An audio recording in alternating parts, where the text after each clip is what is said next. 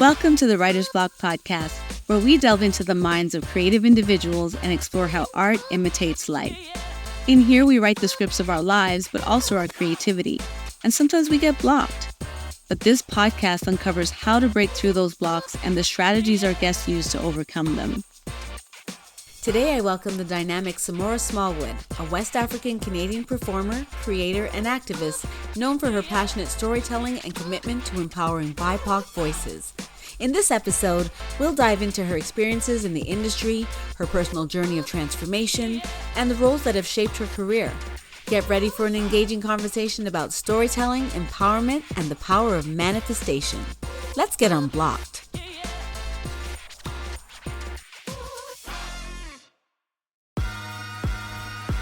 You're listening to the Writer's Block podcast with L.A. Wade.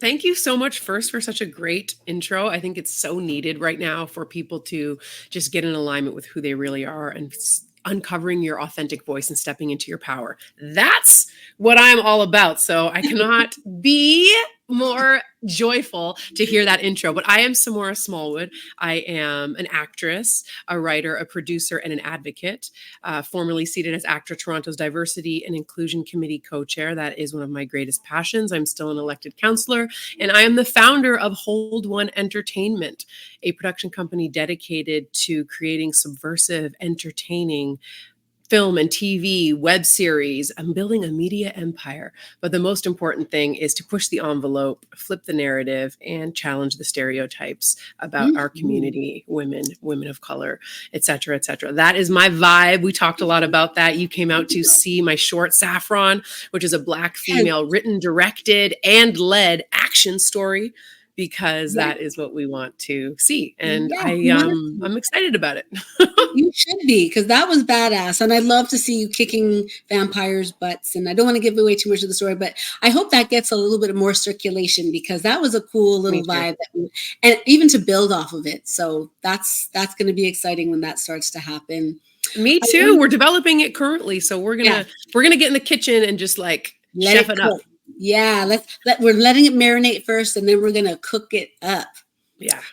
I wonder if you could share about particular moments with the main characters of your life growing up and how they formulated you to be who you are today. Oh, that's such a good question.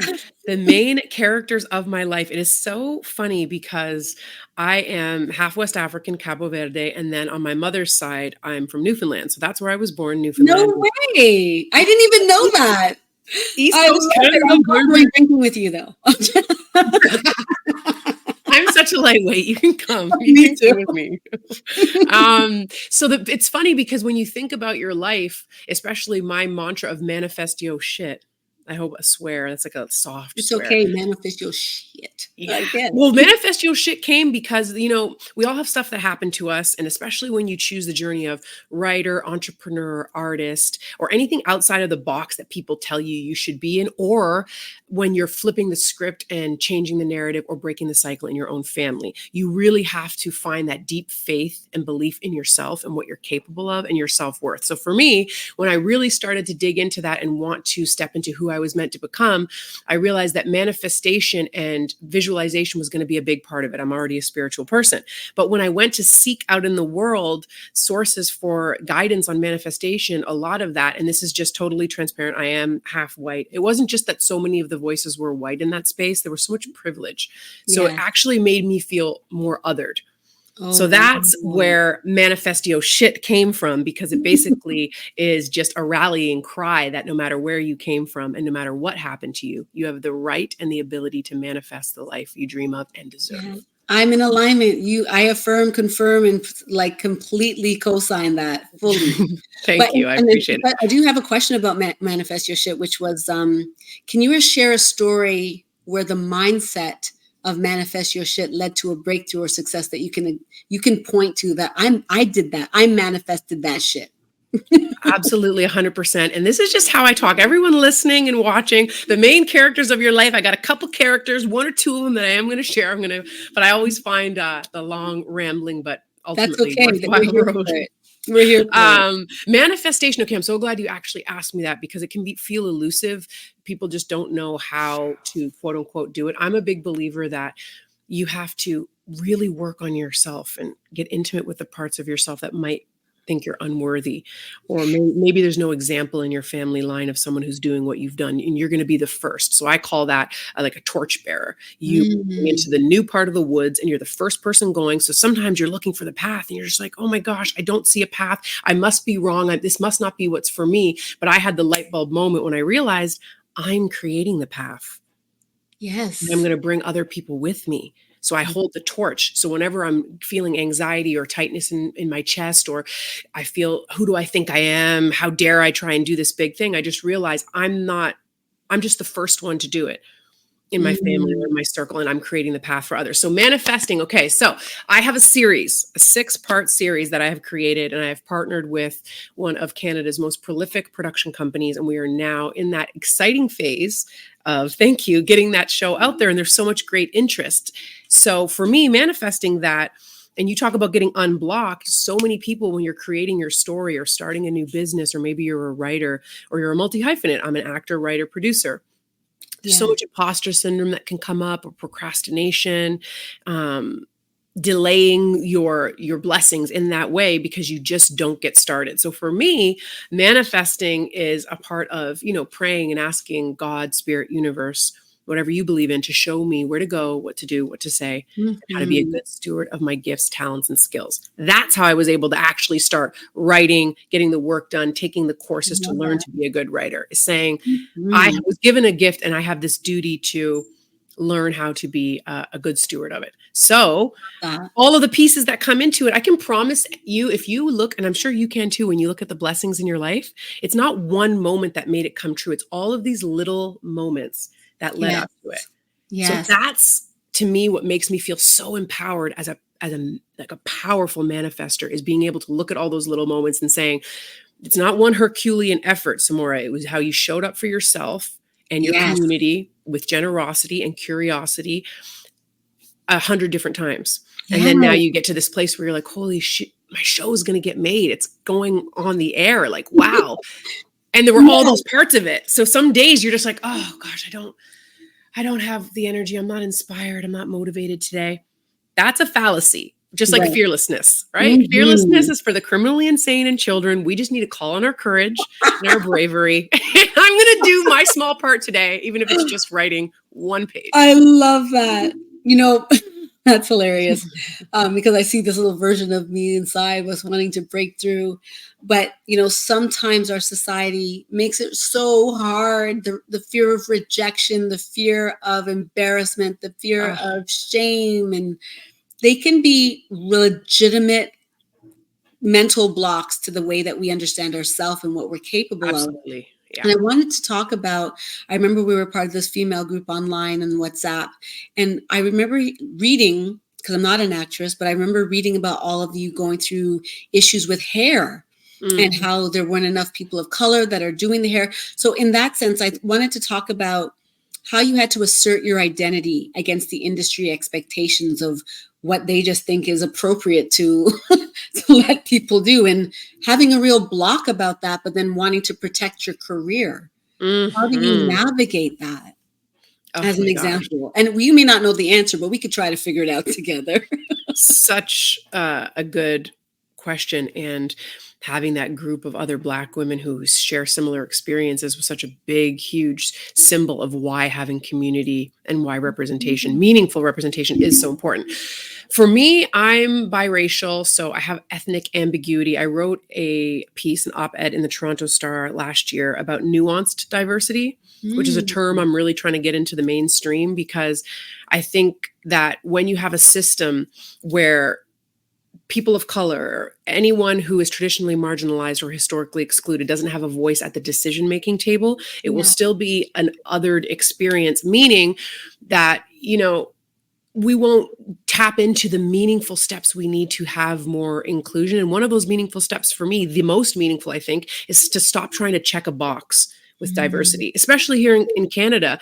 For me, in my role and leadership role at ACTRA, the reason why, no matter how busy life gets, and I've been so blessed to have a successful career as an actor, I stay committed to my advocacy work is because it really matters. Yeah. We have such a beautiful identity and a spectrum of Blackness in Canada, especially when you get into ambiguous identity like me. You look at me and, Black people always know, but people don't. And, that's why we need more Black people in decision-making positions. So it's not always a conversation of who are you? What are you? Yeah. Where do you come from? Why does it matter unless it completely has to do with the character? Like, I don't even get it. They've had white people play some roles that are not for them all the time. Yeah. So anyway, that's the biggest thing. That's when you make a billboard. Stop checking a box. And why does it matter if it's not intrinsic to the character? And then really ask yourself, well, why is it intrinsic to the character if it's not people from the community writing it? And, there are wins. So I'll tell you about a time where you have to assert yourself, even when you have the fear of rejection, as you say, and the fear of reprisal, and then a nice win. So what should I start with? Should I start with the scary, very tense kind of situation? And I brought this to the group, you remember, or should I talk about the win? No, I want to hear the win after so that I can deregulate, nice. Or regulate, I'd rather. So one of the really great things that ACTRA has worked on, and was a file that I was working on as well, is the hair and makeup grievance, which we had a really hard time during the pandemic. Our community, we watched the murder of George Floyd, and people took to the streets in a massive way to say, we need change. And there is still so much work to be done. But what did come out of it in a silver lining, and I just got goosebumps, I'm a silver linings person, is that we were able to step up and say, no more. We have to see change in some way. So now there is a hair and makeup grievance. I encourage anyone who's in the business to look that up and see what the steps are. I won't get into the weeds now, but basically saying, why are there not more creatives of color, especially Black hair and makeup professionals on film and TV and movie sets? Mm-hmm. And what you're met with sometimes when you talk to people who aren't in the industry and who maybe are just audience members or casual supporters or fans of actors and actresses in their lives, is they say, oh, why does it matter? Everyone, all hair matters. Why can't everyone? That's what they say. It's so infuriating. Wow. But I understand with compassion where that comes from, because that's why it's so important to have Black voices and women's voices on a platform and encourage people to listen to our voices. Because if you're not in the community and you haven't experienced something, how could you understand it in a meaningful way? Exactly. So having Black hair and makeup professionals on every set, not only for us, as soon as I come into a space and I see other Black people, my comfort level is on a whole other place. Love it. I'm relaxed right away, because you get into a place and there's people like you. In that place. Exactly. It's amazing. So, and if you ask anybody what it's like, I remember bringing my cousin from Newfoundland to Detroit for a party once when she came to visit. You should take that on the road. Oh my God. That's funny. It would be amazing. But just to see that script being flipped and her walk into a place of all Black people and to see, okay, this is what it is. This is what the feeling is. But one of the big things that I like to say to people who might not understand, and they feel like it's vanity, because I think sometimes people think all actors are very vain. And yes. Some of us are. It's okay. Vanity's fine. No judgment here. And then they think all actors are rich, right? But when it comes to this, that's true. When you come onto a film set, and why it's so important, one of the losses is, as a person of color and you have different hair needs and different makeup needs, for me to come onto a set and automatically have that extra job to do of thinking about my hair, how I might have to coach and help a hair professional about what products they should get, how I have to be so hyper vigilant during the process to make sure that it's working out. And then people might rebut that and say, well, it's just hair. Why is it such a big deal? Well, we're in an industry where what you see on screen helps you gravitate towards a character. So if one group of actors gets to look their best on screen and gets to rise in the echelon of a career and become a quote unquote star, then we have to make sure there's equity across the board for everyone. And real equity means I can come to work and I can sit there and I can do what my counterparts get to do. Focus on my performance, work on my lines, meditate, and relax. Yes. And for me, the relaxed part is one of the most important opportunities in this conversation about meaningful representation for especially all BIPOC people, but especially the Black community. Yes. I'm a cycle breaker and I want to honor the people that came before me, especially the women in my lineage, but being able to rest and not worry all the time, not be in charge of everything all the time, be in alignment with my purpose and my joy and not have to be distracted by a million things is the gift we give our ancestors. So that's why the work is important to me. It's not just going on set and sometimes what happens is, this is my bad story, is on a set, one of the top TV shows in the world. It's for consideration. It's being considered right now for the Emmys. And so some of our departments were nominated. It's very exciting. It's a lovely show. Very talented people working all around. But one of the situations was there was nobody Black in hair and makeup. And even me, like, my hair looks like it might be easier to deal with, but because I'm biracial Black, there's certain things you can't do to it. There's certain products you can't do. And most importantly, when she's done, the touching. Yeah, that's it. It's a wrap. It's done. You got to stop touching it. So long story long, we're in a scene and we're in an ensemble cast and we're at my character's restaurant in this show. And it's a scene that's going to take 6 or 7 hours to shoot. But in the course of the show, it might only be 6 or 7 minutes because there's so many reactions and moments of dialogue and relationship to capture in this scene. Yes. So I tried to kind of just be open. And again, this is a very talented hair professional, and say, once you've done my hair, we really can't touch it. And just being open about what I need for my hair, which you'll hear from Black women in this business all the time. We know what we need for our hair. Exactly. He doesn't listen about this. My hair is going bigger and bigger, frizzier and frizzier, because he didn't get the products. They reached out to me and he didn't get the products that I said to use. So that ended up being kind of a little bit of a waste of time, that call about the products. Mm-hmm. And then he kept touching it and fussing with it. And my hair just gets bigger and bigger and bigger. And I'm feeling so insecure because I can see in the mirror how frizzy it's getting. And I'm worried. And this is the other important part of the conversation for our community in terms of having hair and makeup representation. And that's only one part of the conversation about diversity and inclusion in film and TV and entertainment. Yeah. But is that the camera time you get on screen really helps build your career and means that you get to make a living in this art. And if my hair is looking wild, how often do you think they're going to use, and this character's a polished character. Sometimes your character's going through and her hair is supposed to look wild.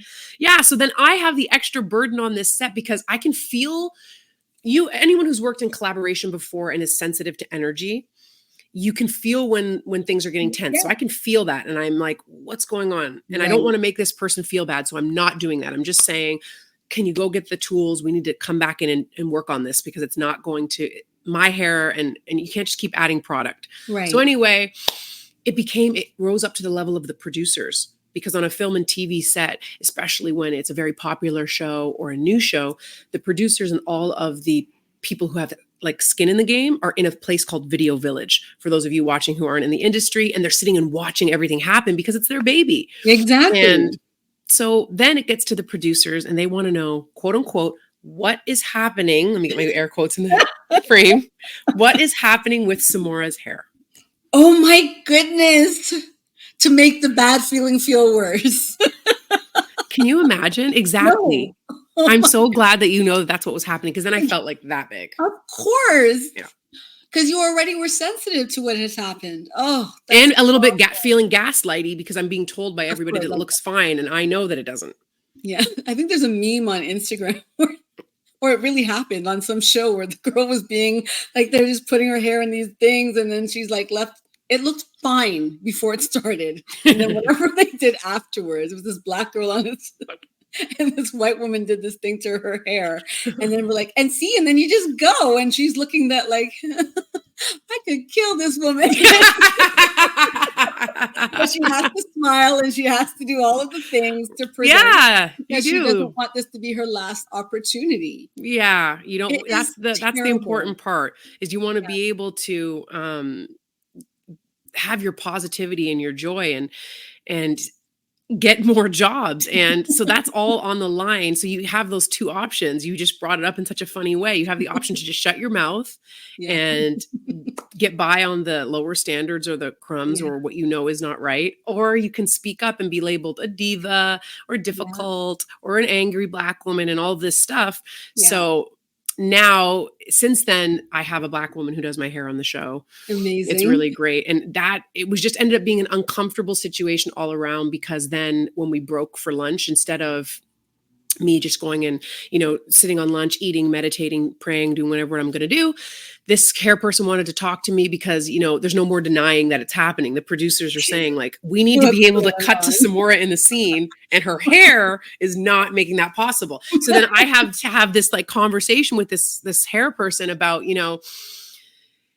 explaining continuity, because they didn't really fully get that. And they didn't understand the continuity piece of it, that like, in the day is taking 6 or 7 hours, but in the show, it's going to be 5 minutes, and her hair looks so different. And I'm saying, just anytime you work with Black actors, that we want to get as much screen time as the other actors, and we don't want to have to have that jeopardized because of something as simple as hair. And then I really had to stand on my business and say to him, like, and you didn't have the hair products that I told you that would help us stop this, because you made a judgment call based on how I look and what you think my hair is, that you said, I'm just going to use these products over here. When I said, when you called, that this is what we're going to need. These are the products we're going to need so that my hair will do what you need it to do on the show. So that was a very awkward conversation. And then it became, touching, that the production and the producers wanted to touch base, make sure everything was cool. Because this is when I was on the line with all of you, all of the women in this community, right? Saying like,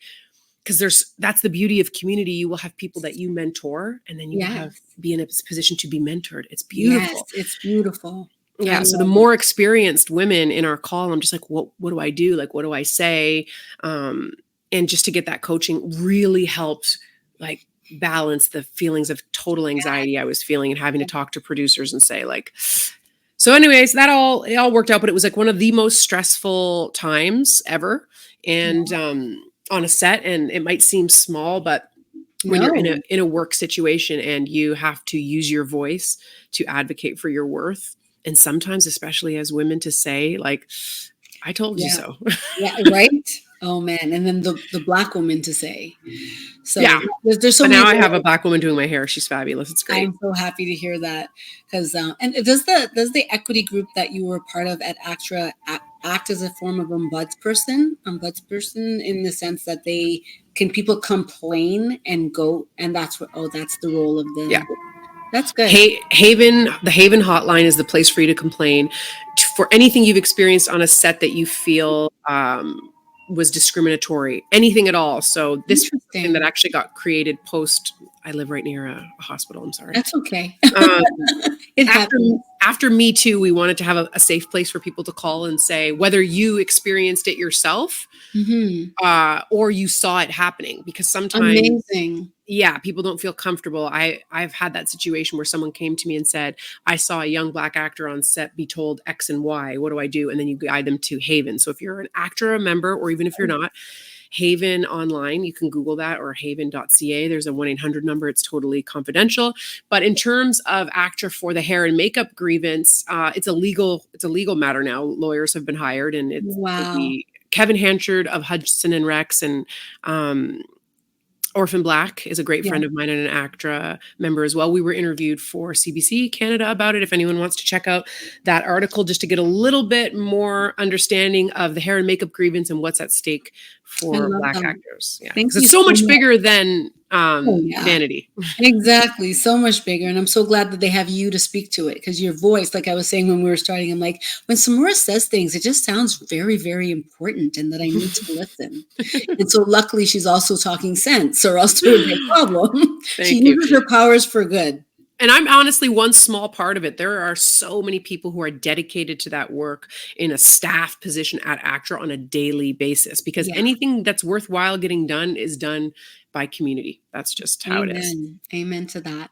Okay, we're going to go over one quote that I found. I think I found it on your website. It said, "To love oneself is the beginning of a lifelong romance." That by Oscar Wilde. I just love how that even sounds. To love oneself is the beginning of a lifelong romance. So with your personal loss or challenges, how has self-love influenced your creative process and career decisions? Self-love is the journey that has transformed my life the most. And it really requires you to be so honest with yourself about what it is that you are feeling is unlovable. But I had an audition one day and I was upstairs in the bathroom, my condos, before I was driving. So I was rushing downstairs to get to the streetcar. And from the time I was in the mirror in the bathroom to getting downstairs at the streetcar, I had like said mean things to myself, maybe like 60 times. Jeez. Yeah. And the final, like everything from, oh, you look fat in that outfit, to all this stuff that your inner voice will sometimes say. And obviously I'm being super vulnerable right now. No one wants to admit. I'm here for you. We're safe. And we can always edit out whatever you don't want to have here. Well, I think it's important to talk about because I have the appearance of being so pulled together and very confident and well-spoken, but we're all dealing with the journey of coming home to your authentic worth and your power. Yes. So that was the day that it all stopped. And that's the day that I came up with my mantra, manifest Yoshi. Manifest Yoshi. I got to get one of those. That's how I had to show up to manifest the version of me that I knew I deserved, because I was on the streetcar stop and I forgot something small, like my journal or something. And I said to myself in my head, of course you forgot it. You're an effing idiot. You always do this. I was like, I felt this like feeling. I don't know if it was God or my higher self or whatever. Like I just got goosebumps again. That was like, you can't talk to yourself like that, girl. You can't. And if you had a friend, if you had a dear friend who was going to an important audition, you would never speak to them this way. And I was horrified that I love to treat, I believe in people so much, no matter where you come from, no matter what happened to you. And that's what clicked. I realized, oh my gosh, I would never treat, and that's where it all began. And then I really think that that's why I was able to experience success, start my own business, really come home to knowing that my voice matters and how to use it. And, you know, that stuff doesn't just divinely come to you. Learning to be a good communicator, learning to be a master, and I hate that word, but learning to master anything in your craft takes work and dedication. But I think all of that started to come together from that day where I realized I've got to treat myself like a dear friend. So when I make mistakes, when I mess up, when I'm triggered, and then conversely, when I experience major success, you know, when I have a real win, or I've done a good job, or I receive praise for my work, in all of those situations, I just try to show up for myself as a dear friend. How would I show up for one of my dear friends? And then that helped me come home to the self-love piece. I love that. Thank you so much for being vulnerable, because you're right. These are important conversations. And like I said, this platform is to help other creatives and other people just realize that to be vulnerable is to be normal. You're not doing, like, you're trying to be abnormal when you're not allowing yourself to let that out.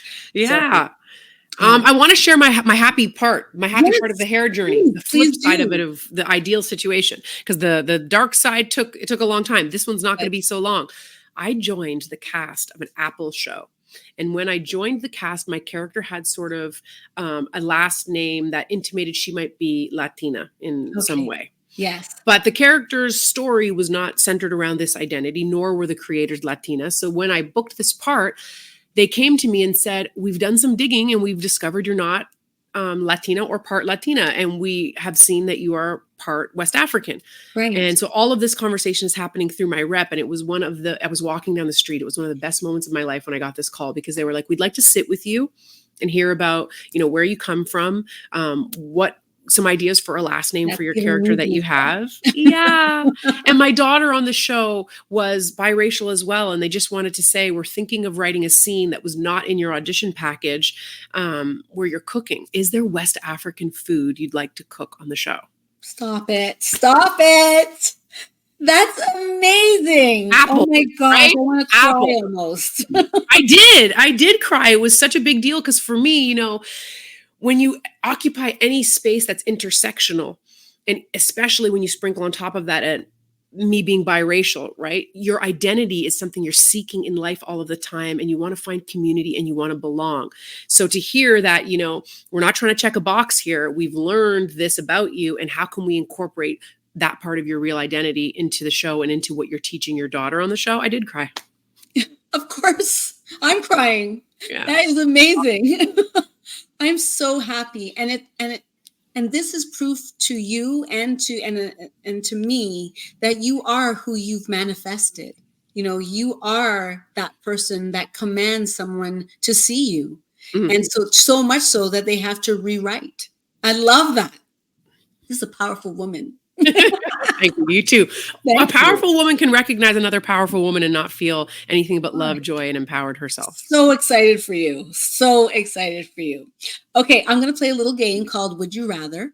Ooh. So, would you rather have the ability to instantly learn and master any new acting technique, or the power to deeply connect with any audience member on an emotional level? The power to deeply connect with any audience member on an emotional level. I knew that already, but I just wanted to see what you would say. Would you rather create a powerful, socially impactful film that receives critical acclaim but little commercial success, or star in a widely popular blockbuster that doesn't align with your personal values? Number one. Exactly. Social relevance is so important to me, and critical acclaim is important too.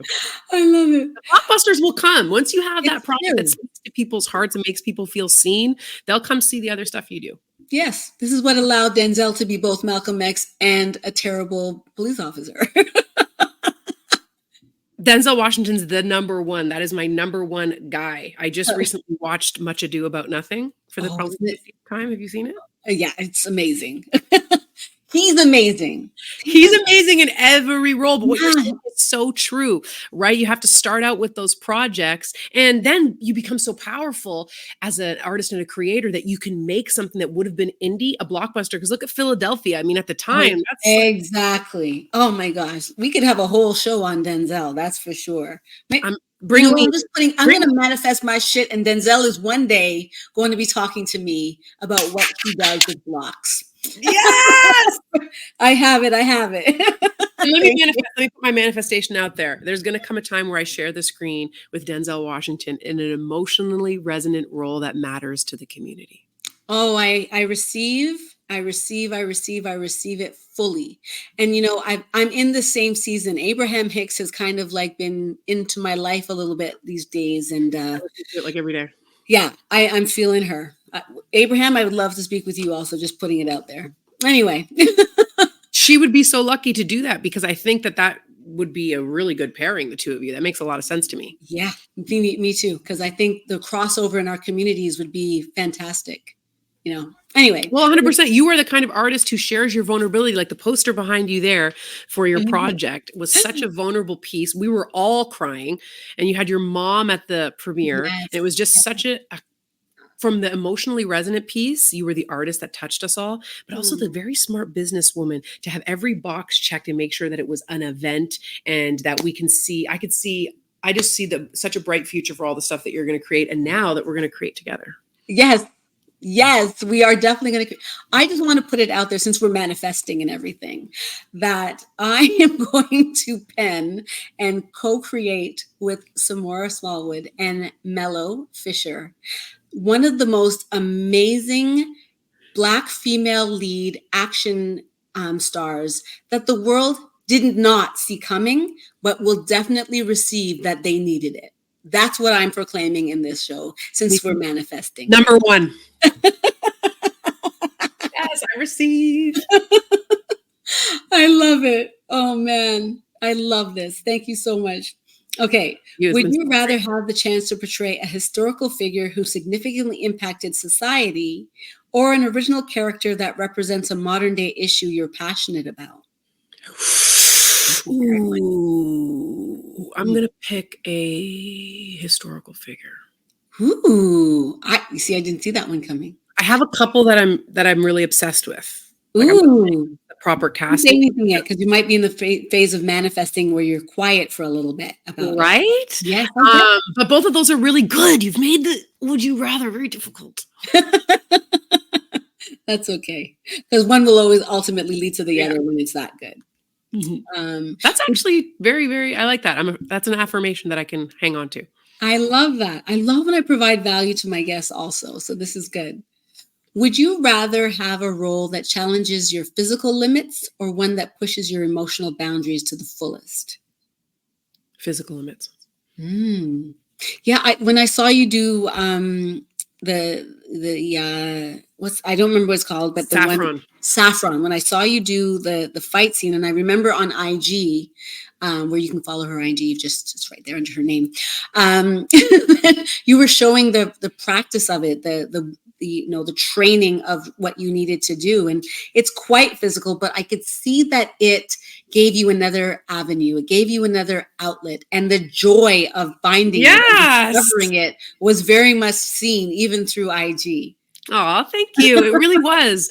I feel so good when I'm being physical, and when you're learning that kind of stuff, fighting, there's a primal part of you that just comes out. And I say that because, I have been really blessed to play a lot of many very emotionally resonant characters that made you touch on and share those inner parts of you. And I'm so happy to do that more and more. But there's something about being physical that has all of your senses completely focused. And if there's any athletes watching or listening, like, I admire athletes so much for the work ethic and the presence that is required to be good at that. That's what I like tapping into when you're just like, oh, there's nothing I can do right now except for surrender. Like, I have got to be in this to win it. I love it. Okay, I'm going to go back to a little bit about your work, and then we're going to end with some rapid fire questions. But the quote is, "The world is in for a treat with the King of Napa." How has this role impacted your career and personal growth? And what was the rewarding part about playing Maddie Brewer? I love that question. So over here, I have my little stand where I have some of my awards and things fans have sent me. I have my Maddie Brewer candle. I'm going to grab it really quickly. Yes, show us. No way. And we're like styled very similarly today. Oh my God, totally. Pink and the curly bun. My gosh. This is crazy.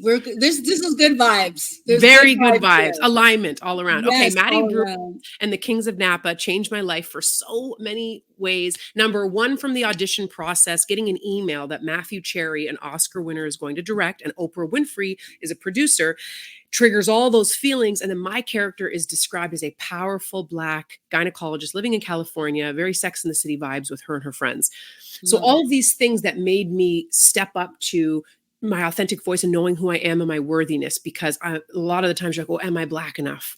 Yeah. And do I deserve and belong in a project with this caliber of people? Had to handle that. To handle it. Did it. Loved it. And so that was one of the most amazing parts, showing up for myself and having those feelings and doing it scared, I think, is a really valuable lesson. Waiting for the fear to go away, to go after your dreams, will just keep you waiting forever. You just have to do it scared. So that was the number one biggest lesson in the beginning. It just changed my life in so many ways, from casting, reaching out, to saying Oprah Winfrey watched the tapes herself and loved you and selected you for this project. Unbelievable. Wow. And wearing fashion, Pyre Moss, some of the biggest Black designers in the world, because the showrunner and Pyre Moss is like, I want to interview back to the manifesting Pyre Moss. I need to speak with someone at Pyre Moss. Absolutely. The showrunner is a woman named Janine Sherman-Bourgeois. She is one of the most prolific writer creators in Hollywood. Very powerful Black woman. She's been recently named one of the most powerful showrunners in Hollywood. She is truly the real deal. Meeting her and seeing how she creates a world of Black professional creatives in every department.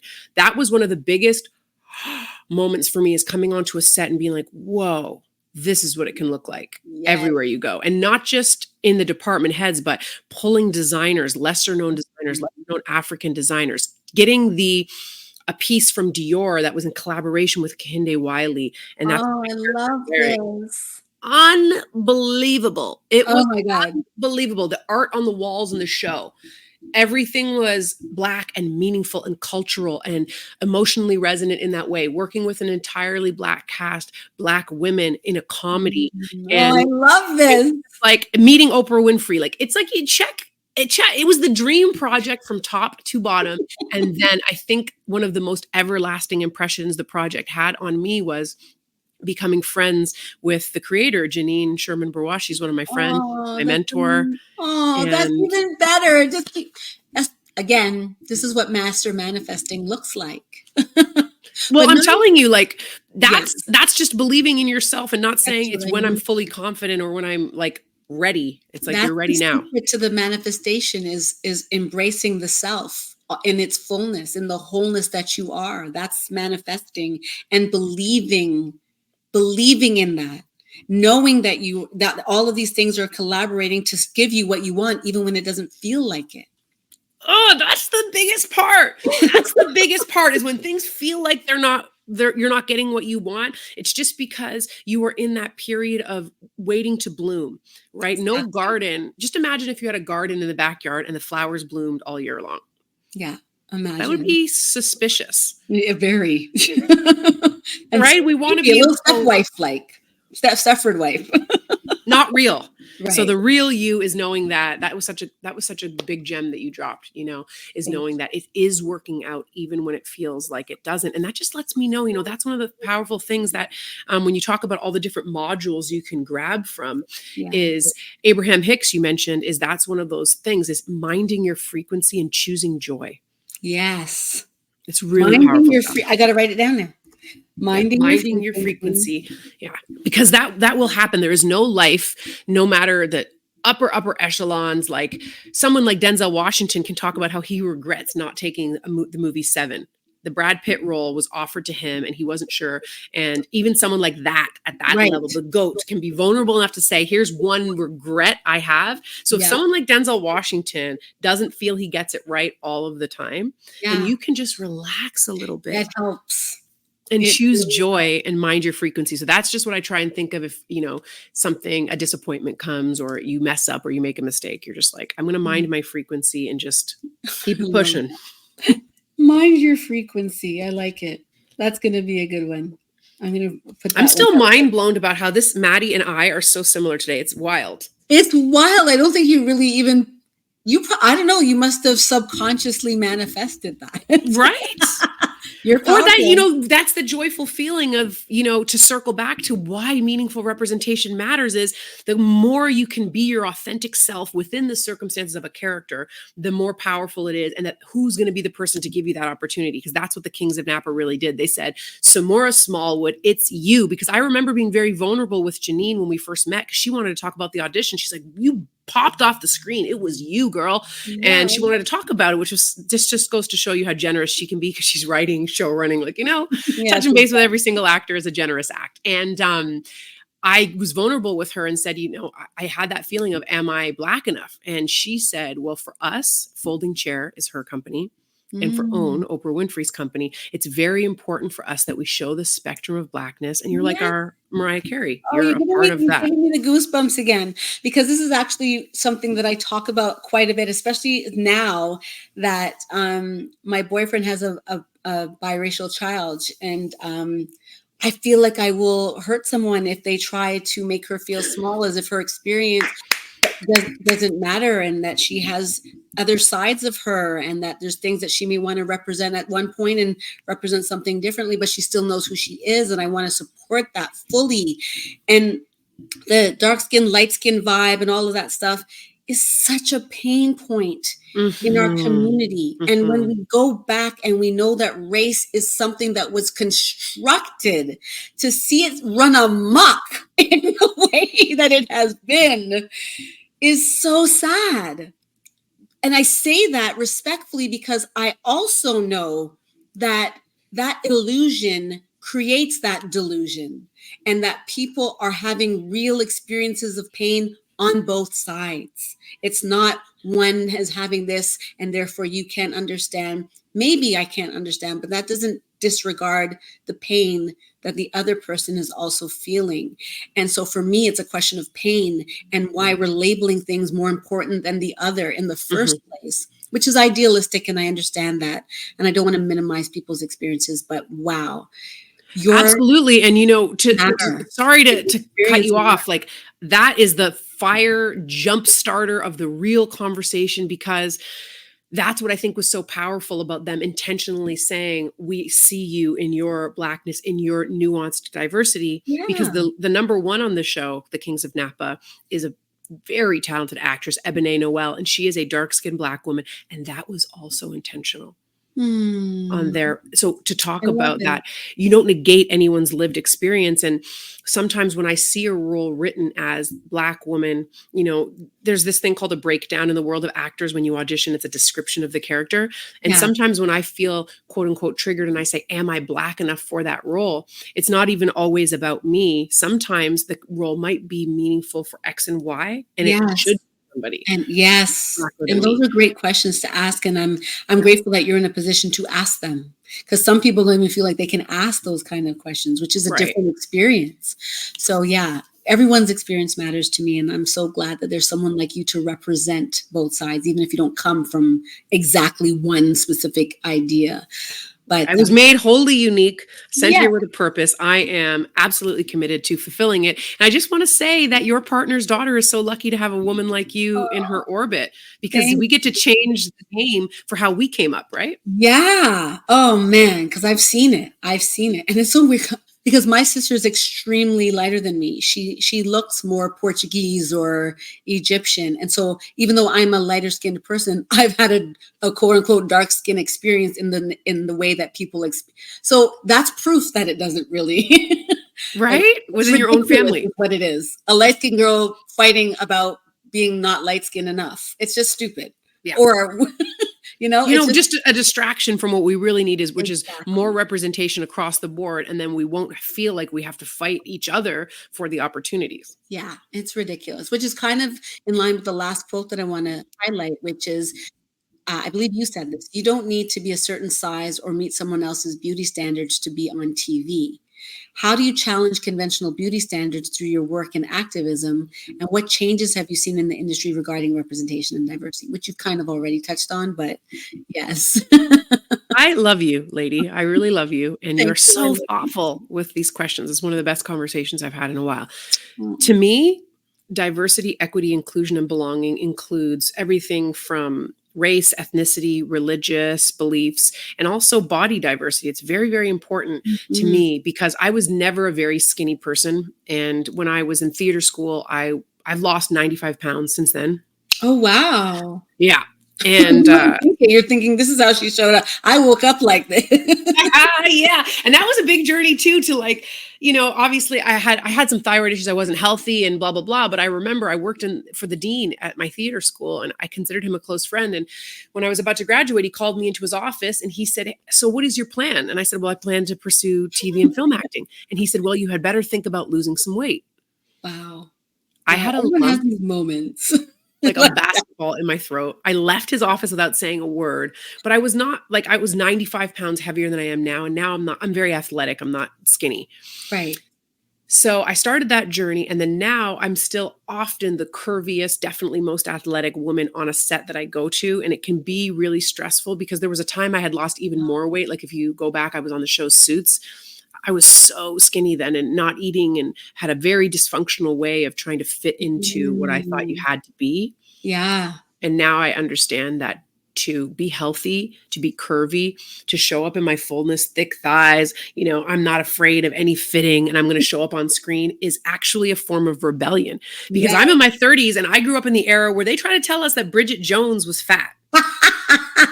I always thought, she's not that fat. No. She wasn't fat at all. No, she's not fat at all. Exactly. So, that's how we grew up. So that's what I try and do. And so I work out, I lift weights, but I don't know how much I weigh. That's how I show the change in the industry in my own, because everything that you do from where you're at has a ripple effect. So I don't tell anyone at any show or film that I do what my weight is. You have my sizes and you have my height. You don't need to know my weight. I don't know my weight because it's a bad energy for me to be back into weighing myself every single day. Now, if you're going through a health issue, your doctor has advised you should be weighing yourself. I'm not prescribing a lifestyle to anyone. I'm just saying what works for me. Right. And what I do to change that narrative is, and we see it so much, it's so beautiful. There was so much body diversity on the Kings of Napa as well. Is I think we are coming into it. One of the changes I've seen in our cultures, we're seeing that there are women of all shapes and sizes kicking ass. Queen Latifah, original queen. What was that album called? Her Reign, or that album that had UNITY on it? I was a small child. And I just knew there's something about this woman. And my dad had the CD and I stole it out of his car. And I was like, there's something about her that's speaking to me. And now she's on the Equalizer kicking ass. I know, it's awesome. Kicking ass. And for people, right? And you want to know how important representation is, because for me, there was a scene on the show where she's walking down this hallway.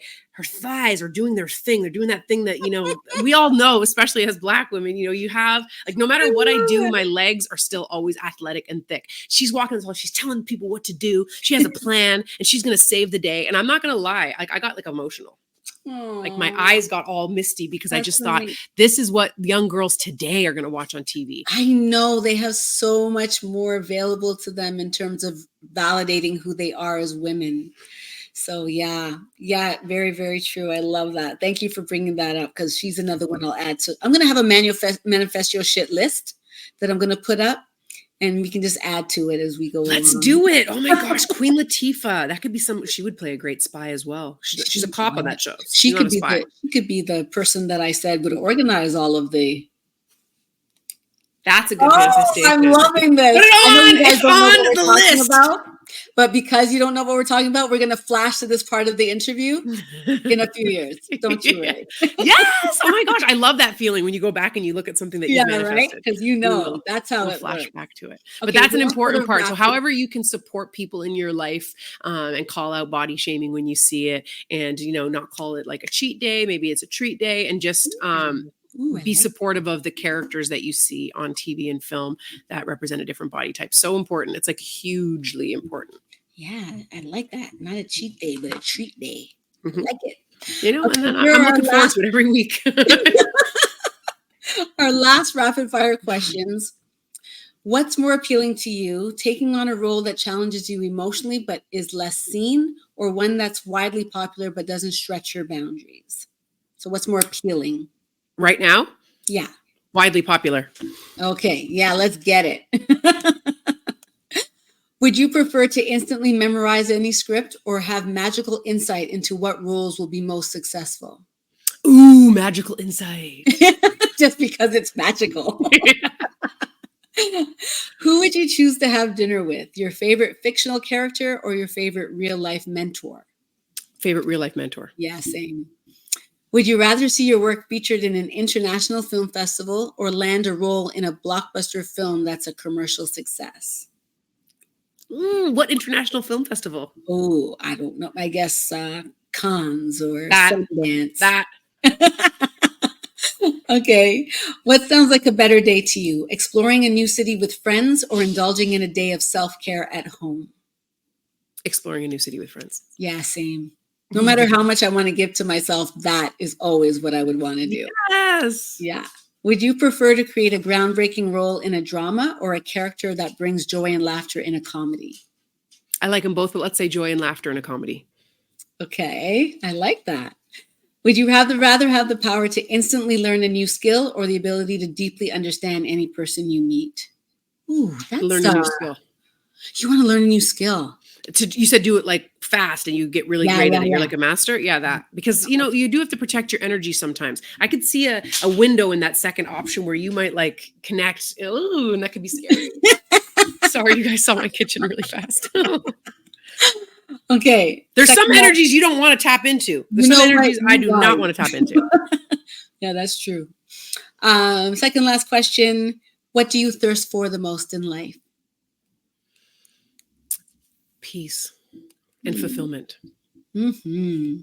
And you say it because I know it's already amongst you. So yeah, but you're working towards it all the time. I'm a recovering perfectionist, and you know, shifting away. I think globally, we're all, especially as women of color, saying we don't want to people please. We don't want to seek external validation. I, in my lifetime, want to be a good steward of my gifts, my skills, my talents, and change the world in any good way that I can. And I know that's why I was sent here. So I feel like when we're distracted by trying to get external validation or please others or seek approval, we're more set away from that messaging that we're receiving from God, spirit, or universe, whatever you believe in. I love it.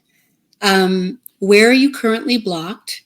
And then share an affirmation on a commitment that you're going to make to help remove the block that you're currently experiencing. Ooh, okay. One block that I have, oh my gosh, this is going to get so vulnerable, is sometimes I have a harder time being fully present in the blessings that I already have because I'm quite an ambitious person and I'm always working on something. Yes. And so the way I work on that every day is I have a gratitude practice. Yes. And I pray every day, thanking God. My grandmother used to always say, don't go to God just with your problems. But whether you believe in God or spirit or universe, or there's a divine protector for us, praying to be grateful for the things that you have. There's so much that we have, like today, my health, the money that I need to buy food, the ability to sit down and have this interview. And after that, I'm going to get back to my writing, are beautiful privileges that help me stay tapped into all that I have to be grateful for, because being present has always been something that blocks me, because I'm constantly thinking of what I have to next. do. Yeah, and what's next. Yeah. Well, that's a wonderful place to land, because I feel blessed in your presence for your presence, you know? You? Same.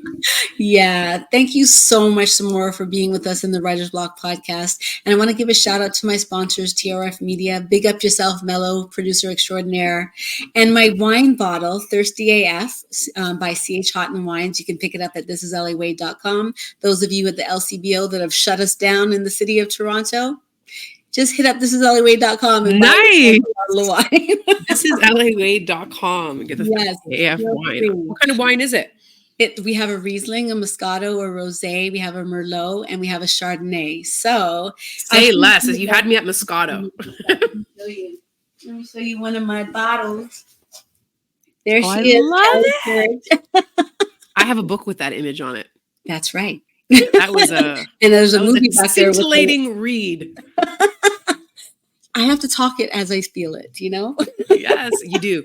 That's the thing that makes you special, is you're not afraid to be your real self. I really admire that. I appreciate that so much. Thank you all for watching the Writer's Block podcast. If you want to reach me, I'm at This Is Ellie Wade Inc. on Instagram. Or if you want to reach more of the creativity of our artists that we bring online, go to the writersblock.podcast. Samora, what's next and how do we reach you? You can find me on social media. I'm on Instagram and other places, but I connect with people on Instagram. That's Samora Gloria. And the Actors Work Studio. I founded the Actors Work Studio to empower artists. You can find me there as well. We have workshops. We have so much good stuff coming. And my production company, Hold One Entertainment, that I founded with my partner, we have a slate of very exciting projects at various stages of development. Our first feature goes to camera in early 2025. We have a bunch of series, and I just got my first green light for a series. So I have a 4-part mini-series. Yeah. Look, I got all excited. And then manifest your shit. That's my message for everybody. I love that. You can buy that on your website. Manifest. Yeah, not yet. You know, we have a whole launch of new products coming out very shortly. This is a prototype. I'm wearing it because that's how I roll. I got to see how it wears. I got to see how it washes. I got some Writer's Block swag. Yeah.